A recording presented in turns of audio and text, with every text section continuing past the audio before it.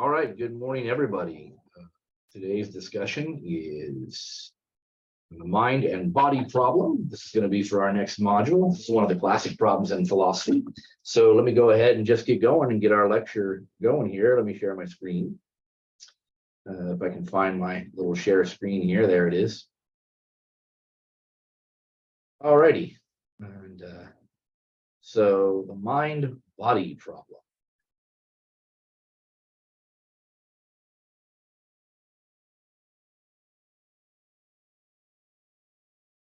So the mind-body problem is a very classic problem in the history of philosophy.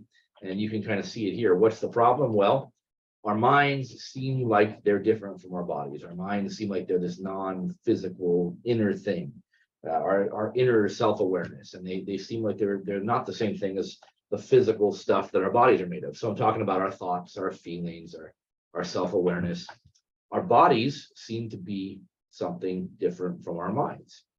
Are they actually different? Or is that just kind of a way we perceive things? This is maybe an illusion.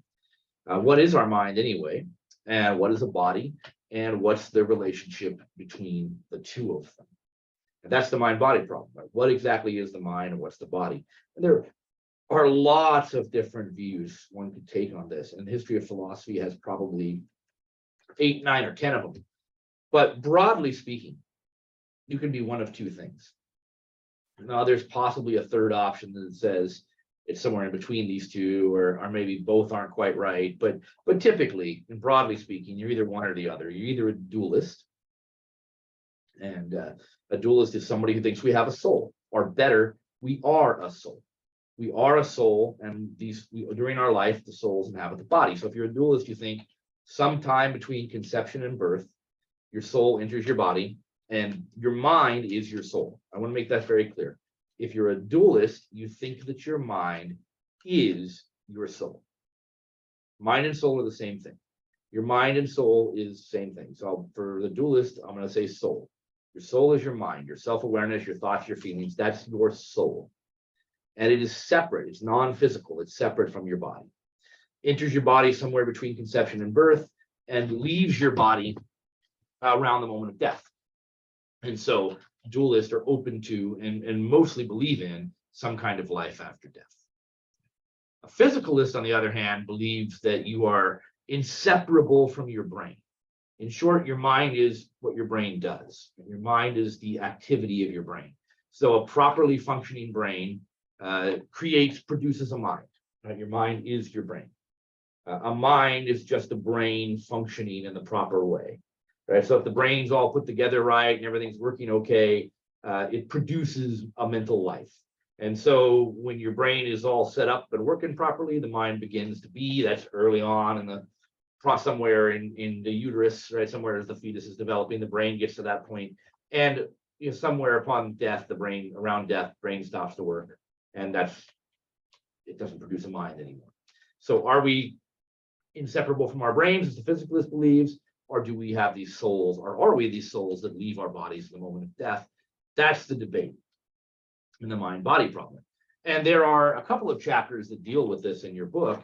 The main chapter is Body and Mind, chapter 6. It talks a lot about Descartes and Elizabeth, and then a number of things it calls materialism, or materialist theories of minds. Right here. That materialism is just another word for physicalism. It's an older word for physicalism. So physicalism and materialism are the same thing.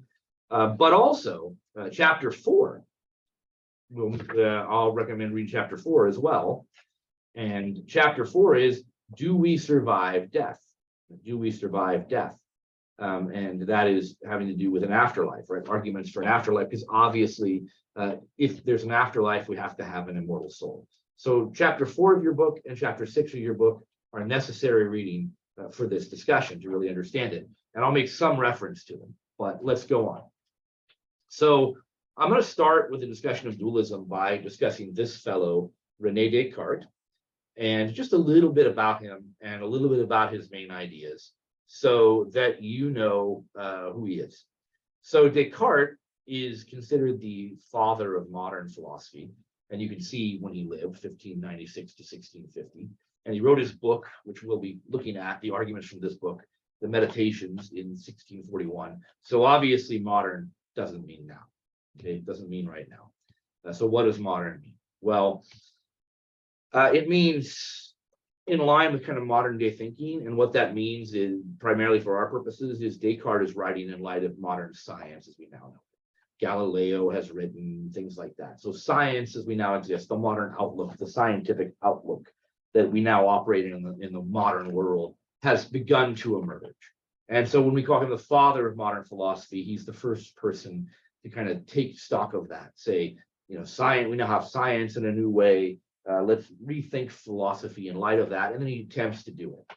And he gets the ball rolling in a new direction, which we've kind of stuck with, or at least stuck with for several centuries after Descartes. And so he's the father of modern philosophy. Don't worry too much about that.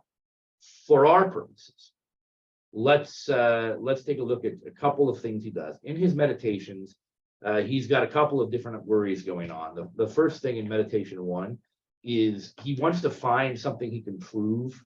And the reason for that is there were a lot of people in Descartes' day called skeptics who didn't think we could know anything at all. And they were convinced that because we couldn't know anything at all, knowledge was therefore impossible. We knew nothing. And Descartes didn't like that. He wanted to know a couple of things. In particular, he wanted to know that God exists. He was a Catholic, and that would matter to him. He wanted to not just believe it, but to know it. And he wanted to have knowledge that could ground the sciences. He wanted to be able to say we know certain things, therefore we can do science. And so he wanted to say there was something at least we could know with absolute certainty. And from there, we could know other things, perhaps, hopefully. And so what he does in Meditation 1 is he takes the arguments of these skeptics who doubt everything they can. He wants to push them as far as they can go and see if there's anything that can be immune from that. Or is there anything we can know with absolute certainty? So in Meditation 1, Descartes goes about doubting everything that he possibly can. So he says, there are lots of things I can't know for sure. For instance, I can't be sure that my body is real, that other people exist outside my head, or my past is real, or the world outside is real, or anything like that. I could be tricked. I could be fooled. It could be that all of my experiences are an illusion.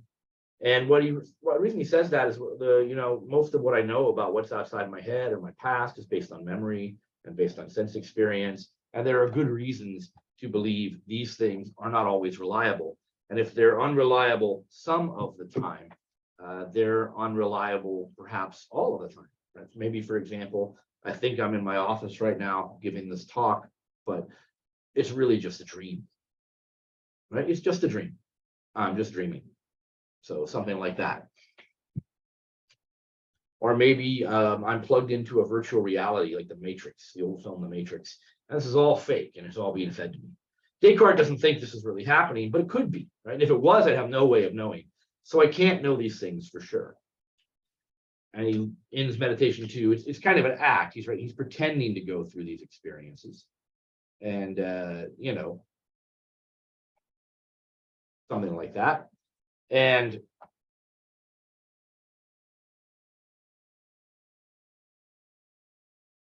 in Meditation 2, he says, nevertheless, maybe there's something I know for sure, but let's try. I mean, it could be I'm so unsure of so much. Maybe I don't even exist. He says, wait a minute, that can't be.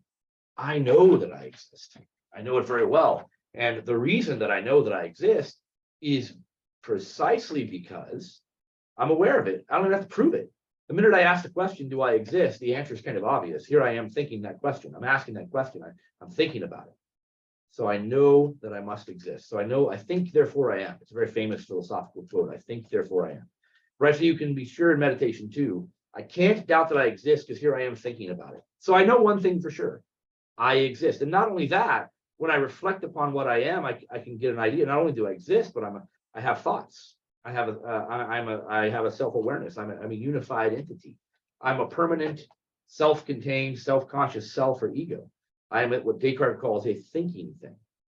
So I have a mind. I am a mind. Right? So I exist. I'm a mind. I'm a unified, self-aware being.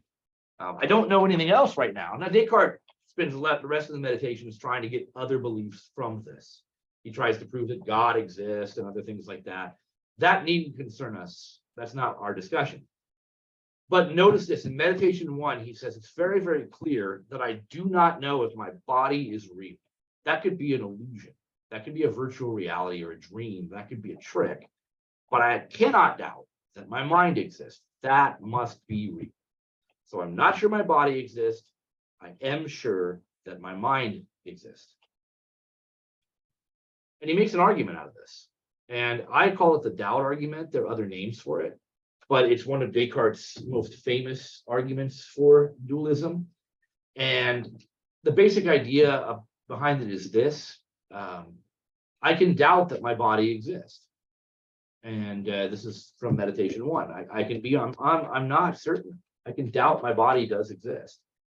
My body is what Descartes calls dubitable. Dubitable just means it's doubtable. Dubitable means doubtable. My body is dubitable or doubtable. So I can doubt that my body exists. I cannot doubt that my mind exists. I think, therefore, I am. So my mind is not dubitable. Then he quotes something that will later be called Leibniz's law. It's sometimes called the identity of indiscernibles. And it just basically means this. If there's any difference between A and B, then they cannot be the same thing. Right? If there's any difference between them, then they are, in fact, different things. And in fact, all that means is for A to be B, they must have all and only the same properties. All and only the same properties. All and only the same properties. So, so if I take, for example, this pin, if there is, another pin even that looks just like it, but I held it in this hand, that'd be a different pin because it's over here and not over here. Right? This pin can only be identical with this pin. It must not only look, feel, and it otherwise present as the same, it has to be in the exact same spot. It has to be the same pin. But if there's any differences, and he makes this even logically differences, right? So Descartes even goes so far as to say, if I can imagine A existing without B, if that's logically possible, A existing without B, they must be different things. Imagine if I were to say to you, imagine this pin existing without this pin. Well, that would be kind of ridiculous, right? I can't imagine this pin without existing. But Descartes said, I can imagine my body existing without my mind. Imagine I woke up one morning and I got up and looked in the mirror and I wasn't there. And I thought, this is strange. Where'd my body go? I've still got a mind, but my body's all gone. I can imagine this. That's a logically consistent story I could tell myself. I wake up one morning, I'm looking around, but my body's gone, but my mind is still there. I can conceptually distinguish them. But for other things, I can't. Again, this book, imagine this book existing, and at the same time, imagine it not existing. You can't do that. But I can imagine my mind existing without my body. That's kind of what he's saying, right? So even if you can conceptually distinguish these two things, there's a difference. This is a very nuanced, very carefully argued kind of argument. It's interesting in a number of different ways. So, what do you do with it? And well, unfortunately, it's clever, but it makes a mistake, and it's a mistake that is very hard to see. And you might see it by looking at similar arguments. So here's a similar argument. I can doubt that I'm drinking H2O. So you see me, I don't have a cup in here, but I grab a cup, I start drinking some water, and I say I can doubt that I'm drinking H2O. I cannot doubt that I'm drinking water. Leibniz's law. Again, two things have all and only the same properties, or they're not the same thing. And I can conceptually imagine, I can imagine H2O and water are different things. But what does that tell you? It doesn't tell you H2O is not water. Right? The conclusion is not that water is not H2O. I can doubt and I cannot doubt only tells you one thing. I don't know water is H2O. That's all the argument tells you. I don't know that water is not H2O. In other words, the argument is making something called the intentional fallacy. It's an attempt to go from I know or I don't know about X to X is the case. So I'm concluding here because I can conceptually separate H2O and water that they're not the same thing. But all that tells you is I don't understand them properly. It doesn't tell you the truth about H2O and water. So going back, right, I can doubt my body exists, doesn't tell you anything about my body. It only tells you what I know and don't know. You can apply the same thing to comic book superheroes. Lois Lane doubts Clark Kent can fly. She does not doubt Superman can fly. She's clearly conceptually distinguished Clark Kent and Superman. It doesn't follow that Clark Kent is Superman, only that Lois doesn't know the difference. She's fooled by the excellent disguise. No, I mean, this is silly. So the argument doesn't work, and you can kind of see it with a Clark Kent Superman argument, a water H2O argument. It doesn't work. Descartes has some other arguments. They don't work either. They make different mistakes, but kind of similar mistakes. And most people who try to argue on purely logical grounds like this, purely philosophical arguments, they have similar problems. It doesn't work quite the same way. Right? So what are you going to do? That kind of, is kind of an issue. So Descartes and folks who argue in similar style to Descartes by having purely logical, purely conceptual arguments for the separation of mind and body kind of fail to prove it. And there's another problem too. There's a major argument, a major objection to Descartes, and most famously in his own day, it came from a young woman named Princess Elizabeth. She was royalty in exile. Her family was out of power, and so they were in exile. And Princess Elizabeth, and interesting thinker and philosopher herself, wrote Descartes and said, your position is that we are non-physical souls intimately connected with physical bodies. And it was. So what Descartes was somebody who believed in what's called causal interaction. So my body and soul are separate. They're separate things, but they're deeply connected so that they affect each other. So my soul says, pick up your cell phone. And I pick up my cell phone and I start using it. How did my soul make my body do that? And that's the problem. I understand how cause and effect works in physics. You can explain things by gravity, by energy, by force, but there's no explanation for how a non-physical soul makes a body move. So how does it? How can a totally non-physical mind cause things to happen to a totally physical body? And how can a totally physical body cause things to happen to a totally non-physical mind? And it's called sometimes Princess Elizabeth's objection, but more often the causal interaction problem. There's a nice little illustration right there. In other words, is you haven't been able to prove there's a soul, Monsieur Descartes. You also can't prove how it works. If this thing is totally non-physical, it doesn't work through gravity or force or any physical processes we understand. So how does it work? How does the body affect the soul? How does the soul affect the body? There doesn't appear to be a good explanation. That is a problem. That is a very serious problem. And so what do you do with that? And so for a number of reasons, that problem makes the mind-body dualism of Descartes very problematic. His arguments kind of fail to prove there's a soul, and it's really hard to explain how it could even work. That doesn't mean we should give up on the soul. We should see if there are better arguments out there. So let's take a look and go forward. This is sometimes called Leibniz's mill, and earlier I mentioned Leibniz's law. This is thought of by the philosopher Leibniz. I've mentioned him a couple of times now. Leibniz lived a couple of generations, actually a generation, I think, after Descartes. And he imagined a thought experiment like this.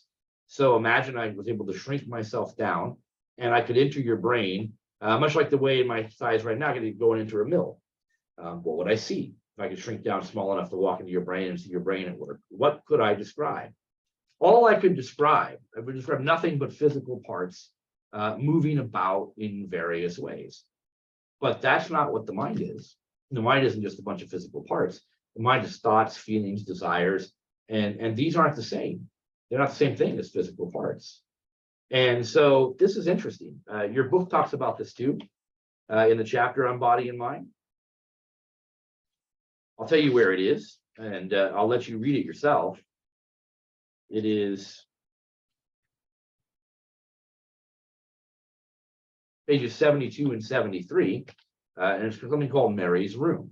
So take a look at Mary's Room on your own. But the idea is this: if your mind were simply a physical set of processes, a machine-like physical mechanism, I should be able to look at all parts and see everything they're doing and explain your inner subjective life, your consciousness, your mental life. But I can't. The descriptions of your thoughts, feelings, what it's like for you to taste chocolate or see red or anything like that is fundamentally different from the physical processes going on that I could observe. There's a big gulf there. And some see this as a major argument in favor of dualism. And it looks like this. So if you are just your brain, then a complete description of your brain should be a complete description of your mind. So if I could see everything your brain is doing, all the neural firings, all the physical processes, that should be a complete description of you. If I can explain everything, all the physical parts of this pin, that's it. I've explained the pin. That's even true of something much more complicated like my car or my cell phone or even an AI chatbot. If I explain all the physical processes, there's nothing left to explain. But a complete description of your brain isn't a complete description of your mind. It would not be able to get at these private subjective experiences. Philosophers sometimes call them qualia. See that here, like seeing red, feeling bored or excited or in love, tasting chocolate, anything like that. No matter how much I knew about your brain, I just couldn't get at it. I wouldn't know what it's like to be you. And so the conclusion is you are not your brain. This is probably the best argument against physicalism, I would think, probably the best argument against physicalism. And look, it's a good argument. It's a good argument in a lot of ways. I'm not sure if it works or not. And I mean by that, I'm really not sure. I honestly don't know. Does it show that certain mental states, your private subjective experiences, what it's like to be you, are not simply states of your brain, that they're somehow non-physical? Or does it show that there are certain things we just don't know or understand? Does it show the limits of our knowledge, or does it really show? I honestly don't know. I'm not sure what to make of this argument. Maybe it does demonstrate that there's a non-physicality to states of our brain. But honestly, I'm not sure. And neuroscientists and philosophers are quite divided on it. So I'm not sure what to make. It's really, really unclear what to make of this argument. It is worth noting, however, that there are actually two types of dualism. I've been using the word dualism throughout. I'm going to continue to use it to mean this type of dualism, what's called substance dualism. In the philosophy of Descartes' time, called early modern philosophy, a substance means an individual thing, right? An individual thing. So when you say my mind and my body are two separate substances, you mean they're two separate things, two separate things. So my soul and my body are two separate things. They can exist apart from each other. And remember, your mind is your soul.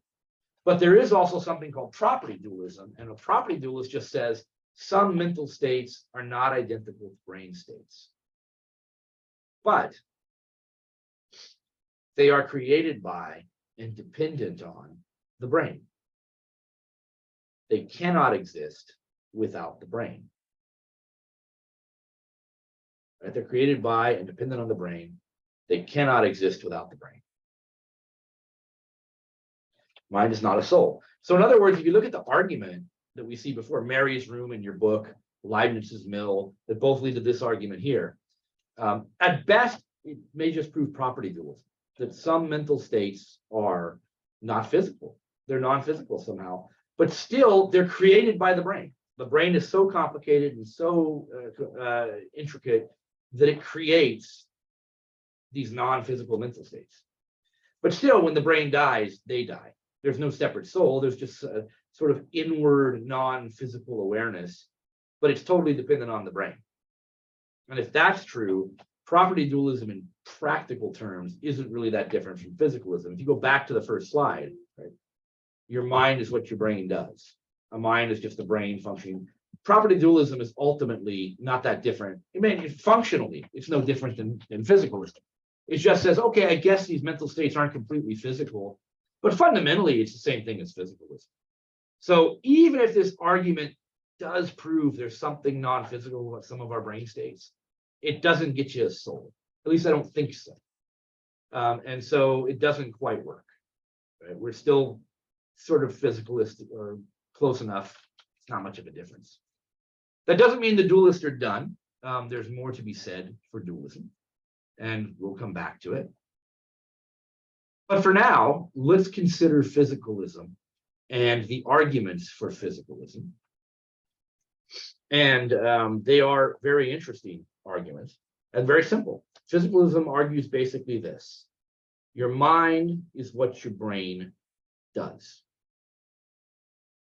In other words, a mind is nothing more than a brain functioning in the proper way, which again, property dualism, this would include property dualism. It'd be a kind of physicalism or close enough into this view. Mind is nothing more than the proper functioning of the brain. This is you, right? Get a CAT scan, put it on Instagram, TikTok. That's your social media profile pic. Now, I don't really recommend that, but that would be the thing, right? So that's you. Yeah, this is we are what our brain working the right way. And why I believe this? The argument's really simple. Neuroscience has shown a powerfully strong link between what happens to and in our brains and what happens to and in our minds.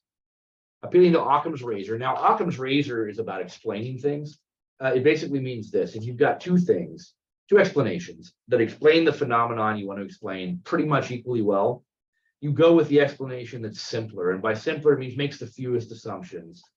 Doesn't multiply entities beyond necessity, right? So what that means is if one theory says I'm just my brain and the other says I'm a soul, the simpler explanation is I'm just my brain.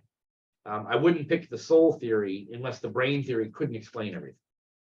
So the only reason I would say I'll check the soul theory over the brain theory is you need it, right? There's something that if I say you are your brain working the right way, there's just too much left out. It doesn't explain enough. It leaves too much unexplained. I gotta give a soul. I gotta put a soul in there. If that's the case, I need a soul. But the physicalist says it isn't the case. Just saying you are your brain working the right way explains pretty much everything we need to explain. So there really isn't the need to add a soul. And that's what Occam razor. If you don't need it, then you don't need it. And so it's probably best to assume the mind is just the brain working the right way. That's the argument for physicalism. Now, there are several arguments in here. One in your book is the case of Phineas Gage. There are some others. Let's quickly look at a couple of videos. I'm going to have you watch several of these on your own. I got to log us back into our Southwestern here. I thought I had stayed in, but apparently I logged out. But let's get into our module.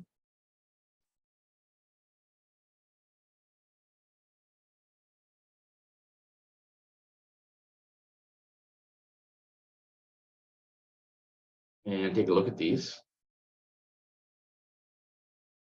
Now, you'll have hopefully watched these videos before this lecture, but this one is a little bit on the mind-body problem. This one is on Phineas Gage in particular. Here's Mary's Room, which I did, so hopefully you'll have watched it before I mentioned it. And but Phineas Gage, I'm going to watch that with you, and let's watch 3 videos together, and then let's conclude what to do here. I'm going to make sure I have the share sound here. Perfect. Let's watch them. Back in 1848, there was a pretty ordinary man who had an extraordinary accident. You've probably heard of Phineas Gage, the railroad foreman who had a 1-meter iron rod blasted through his skull. The details are pretty graphic. Think bits of brains and skull going everywhere. This is my friend Anna from Grow Science, who's here to take you through all the gory details. Part of Gage's job constructing railroads was to sprinkle dynamite into blasting holes. One afternoon, he tamped the iron rod down into a hole filled with dynamite, and it blasted off. into his head. It passed through his left cheek, behind his left eye, through his frontal lobe, and out the top of his head, landing 8 meters away. Medical records suggest he was conscious for the entire time. He went to see a physician who stuck his fingers on either side of the wound to pick out pieces of loose brain and skull. But it wasn't so clear-cut. His brain developed a fungal infection, and his physician had to puncture tissue in Gage's nose to drain the wound. Okay, enough of you. Miraculously, Gage survived this massive head injury and he appeared normal. He could still talk, walk, and function as he did before. But those who knew him said Gage was no longer Gage. He was rude and impatient. The rod had penetrated his frontal lobes, responsible for higher mental functions like social behavior and planning. And Gage could have had what we now know as frontal lobe disorder. Although we don't have a lot of evidence about Gage's story, only a few doctors' reports are published in medical journals. Some say his behavioural changes are grossly exaggerated. But those medical reports did contribute to modern neurology. They supported emerging theories that our cerebral functions were localised and that certain conditions could be linked to brain damage. More recent study in people with brain lesions suggests that the orbital frontal lobe, part of Gage's brain that was damaged, is super important in decision making. And in 2012, researchers reconstructed scans of Gage's 189-year-old skull to show that most damage was to his frontal lobe. But the passage of the rod would have interrupted the connectivity of many different brain areas, making Gage's behavioural changes similar to those suffering from Alzheimer's disease. But brain injuries don't just come from trauma, they can come from diseases too. Check out Gross Science, where Anna explains how the herpes virus hides in your neurons and what happens next. And if you don't already, subscribe to Braincraft. I have a new brainy episode that's not entirely gross every Thursday. All right, so if you look at this, which I think is very helpful, that's on Phineas Gage, which is on the PowerPoint. I also have the video on Alzheimer's disease and on the hippocampus. These particular videos basically both tell you how your memory, both short-term and long-term and procedural, are particularly affected by particular parts of the brain. Alzheimer's talks about how character is affected by what happens to particular parts of the brain. Gage about how character, choice, decision-making, we could go on and on from there. Everything we think makes us, our decisions, our character, our temperament, our memory of all stripes is all specifically located in particular parts and particular areas of the brain. This, it would seem, means, look, the mind just is the brain working certain ways. If that is damaged, it ceases to work those ways. So we don't need to say there's a soul. We can just say, there you go. Right? So that's what we can say. That's what it is. And indeed, that's a strong case. Unless we have a kind of definitive proof or something close to that, really good reason to believe in the soul, then physicalism should be the default. The relationship between the mind and the brain is so well documented in neuroscience that it probably is the best explanation of what's going on, that we just are our brain functioning properly. However, we can't really say we've settled the matter unless we consider one more argument. And that is this, what I call the measurable soul argument. So again, we're talking about substance dualism. Property dualism, I don't think, is really that different than physicalism. So it's got to be substance dualism, that I've got a soul, that my mind and my soul or my soul/mind is separate from my body. So if substance dualism is false, if it is false, my mind cannot exist apart from my body, right? My brain dies and I die. So what if I found evidence that my mind could exist apart from my body? Then substance dualism would have to be true, right? So my mind. Now, what could that be? Well, we'd have to find some scientifically measurable evidence of a non-physical soul, right? We'd have to find some evidence of that. That's chapter 4 of your book. We'll mention that later. It'll come up. We'll talk about chapter 4 a bit. We'd have to find some kind of evidence. What would that be? Somebody remembers a past life, and we could somehow prove they couldn't have known that unless they really lived that life. So reincarnation. You go into an allegedly haunted location and somehow find physical evidence that's very persuasive that ghosts are really there. Medium talks to the dead, and somehow we are able to confirm that. Something along those lines. There are other evidences, you know, maybe departed. Maybe there's some scientific way to measure the soul leaving the body. Now, do we have good evidence of that? And do we have convincing evidence? You'll have to look at chapter 4 and wait for that discussion. But only evidence like that would demonstrate there are souls. But anyway, that's the mind-body problem. That's where we are in terms of that. So there will be a discussion posted after this lecture. So make sure you look for the discussion. And that'll do it on this. I'll talk to you again soon. Everybody have a great day. Bye-bye.